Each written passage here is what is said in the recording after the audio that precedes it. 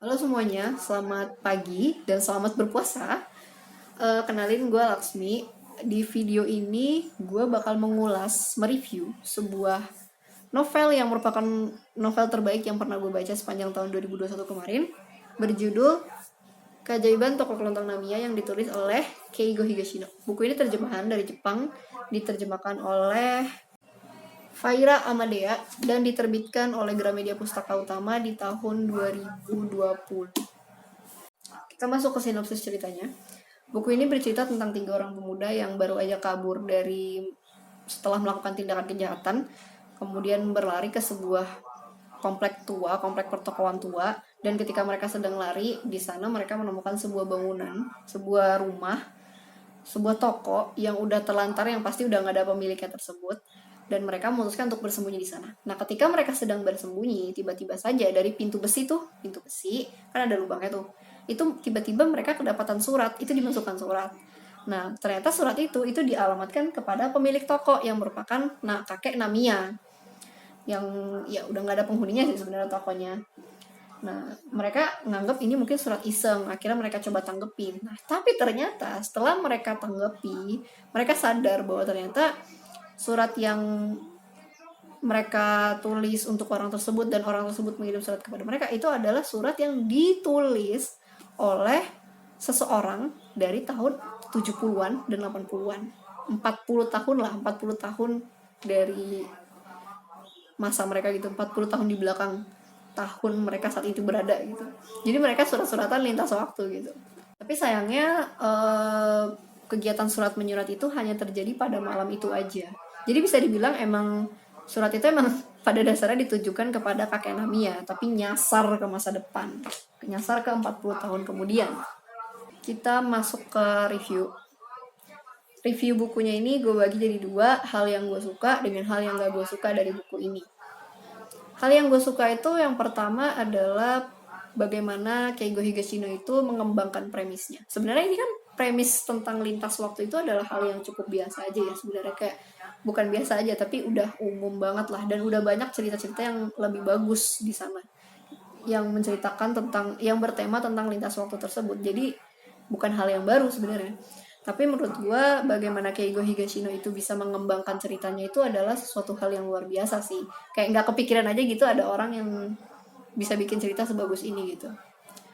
Lalu untuk yang kedua itu adalah narasi. Narasi yang ditulis oleh Keigo Higashino itu benar-benar mengalir, ditambah dengan terjemahan yang sangat baik. Narasi yang mengalir, terjemahan yang sangat baik, itu bikin gue tuh page turner. Page turner tuh maksudnya nggak bisa berhenti baca lah, karena emang saking enaknya gitu. Hal yang gue suka berikutnya itu adalah penggambaran masa lalu.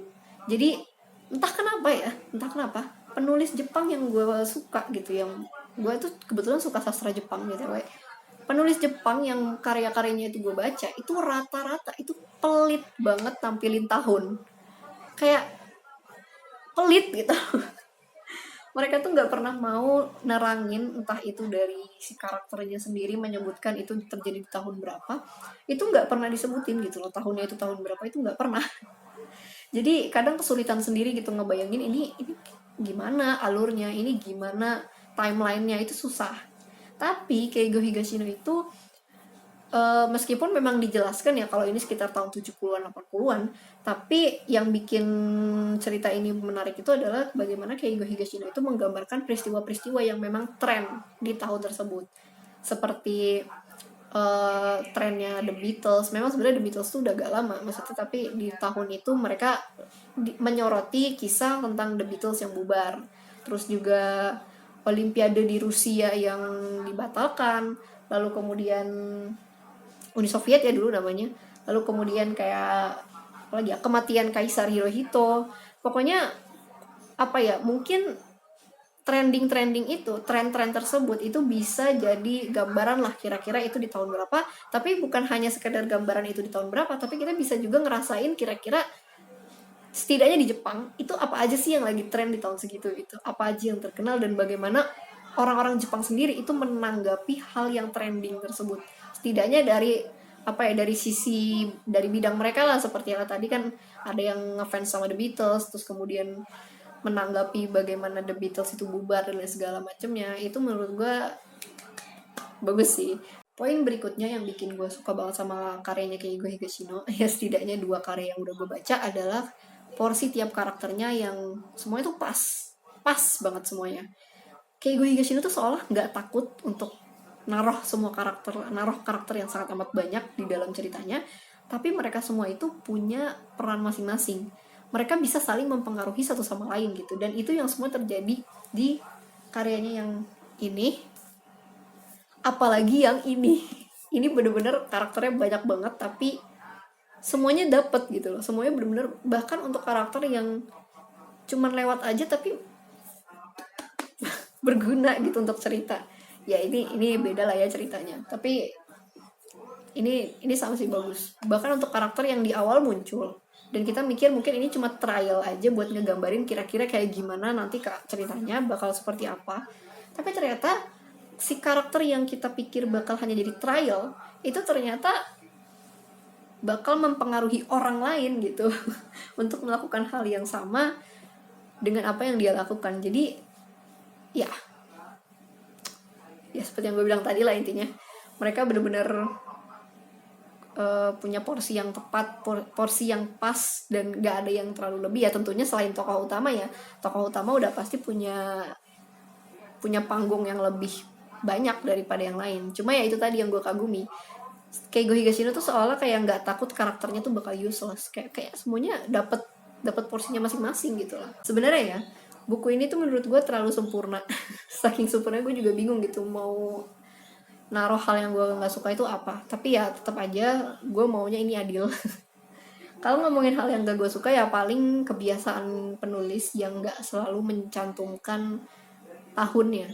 Mungkin kalau tanggal mereka masih sering, tapi kalau tahun itu bener-bener pelit banget. Ya gue yakin kebiasaan ini gak cuman ada di penulis Jepang dan gak selalu penulis Jepang gitu yang melakukan ini semua. Tapi kebetulan aja gitu ya, penulis yang gue baca rata-rata kayak gitu. Jadi hal yang gue gak suka ya itu kebiasaannya para penulis yang apa ya, kayak pelit banget naruh tahun gitu, sekedar ngasih tahu aja deh kapan si karakter ini nulis cerita tahun kapan gitu ya, kita jadi bisa ngerti timeline yang bisa kita ngerti tuh paling cuman urutannya ini dulu nulis, terus kemudian ini, terus kemudian ini kayak gitu. Jadi apa ya, kita kalau perlu catatan sih sebenarnya, kita butuh catatan untuk nulis kira-kira untuk sebagai gambaran aja kira-kira timeline seperti apa. Gue rasa segitu aja untuk ulasan gue terhadap buku Keajaiban Toko Lontong Namiya ini.